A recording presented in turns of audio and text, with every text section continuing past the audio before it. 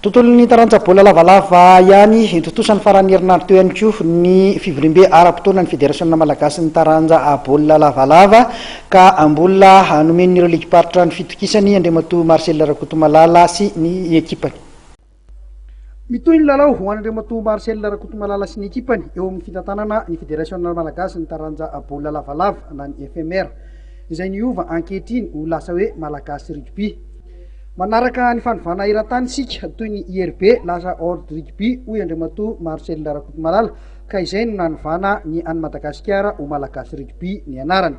Totosa ny faran'ny herinandro teo mantsy ny fivorimbe na ny AGO izay nandraisan'ireo ligiparitra anjara nanaovan'ny federasiona tatitra ara-moraly sy ara-bola ary ara-teknika ligiparitra 2 tamin'ireo 3 nandatsabato no mbola nametraka ny fitokisany tamin'Andriamatoa Marcel Rakotomalala sy ny ekipany mitohy arak'izany ny fitantanany. Voalohany aloha zany marina fa hoe misy ny olana eo amin'ny resaka infrastructure ho an'ireo ligiparitra vitsivitsy ary ankoatran'izay ny resaka hoe tsy fahalalan'ireo ligiparitra partenaire na sponsor ary eto a dia tena miteny mihitsy hoe tokony mihitsy zany ireo ligiparitra ireo mba ay anatona zany ay anatona ireo orinasa na organisme na ireo collectivité décentralisée mba hanampy an'zareo amin'ny resaka ara-bola sy ara-pitaovana zany. Zay aloha zany no voalohany izy kanefa na eo ary zay ezaka tokony atao zay dia anjaran'zareo koa ny tokony mba mihetsika mihitsy zany zareo manao zavatra fa tsy hoe miandry ho ampiana foana na avy aty amin'ny fédération zany na amin'ireo partenaire sponsor. Ny tiako lazaina amin'izany dia zao hoe io ne na manao compétition fotsiny ary ianao menao anarana ampitondray anao anarana société ray na olona ray dia izy miantoka ny zelany ara-teknika eo dia mandeha le compétition ary ny fahavitanao compétition be da be no mampandroso an'ilay ligiparitra. Zay aloha ny resaka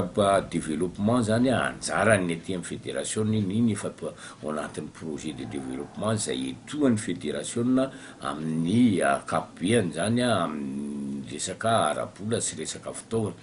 Zay no mahatonga ny hoe le izy tsy tokony menimenina fotsiny zany leo ligiparitra ireo fa tokony tena andraidraikitra andray an-tanana ary zay no antony teninako tamin'ny assemblée générale hoe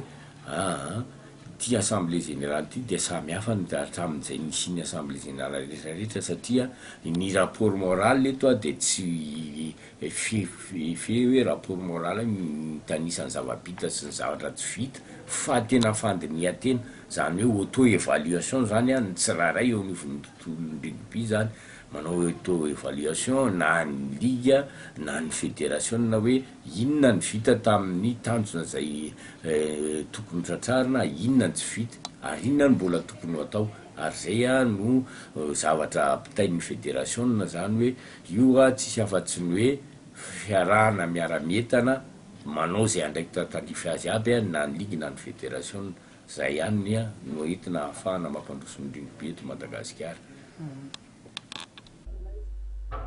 Ligiparitra roa no nitsipaka any Marcel Rakotomalala